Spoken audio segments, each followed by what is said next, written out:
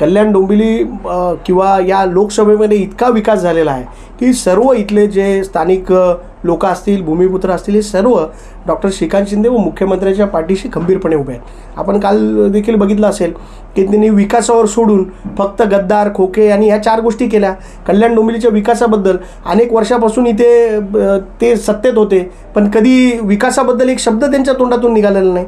म्हणून माझं एवढंच म्हणणं आहे की आपण विकासावर बोलावं। डॉक्टर श्रीकांत शिंदेंनी जो या भागामध्ये केलेला विकास आहे त्याच्यावरती बोलावं आणि सँडविच आणि कॉफीवर बोलून त्यांना सहानुभूती मिळवण्याचं काम करू नये त्यांनी। पोस्टर्सबद्दल पण त्यांनी काय वक्तव्य केलं की पदाधिकारी ज्या पद्धतीने पोस्टर्स लावतात ते यांच्याकडे स्वतःचे पैसे नाही, त्या पदाधिकाऱ्यांकडून पोस्टर्स लावून घेतात, अशा प्रकारचे वक्तव्य त्यांनी केलं। नाही, ही भाषा तर त्यांनी करूच नाही, कारण पोस्टर आणि हे सगळं जे कार्यकर्ते आपल्या मनापासून स्वइच्छेने लावत असतात।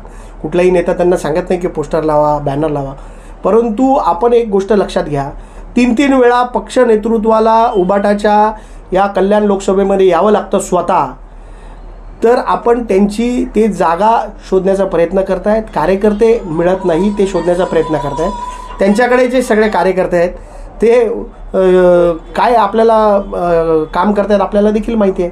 कोणार्क, अपना शहर, अपनी बातें।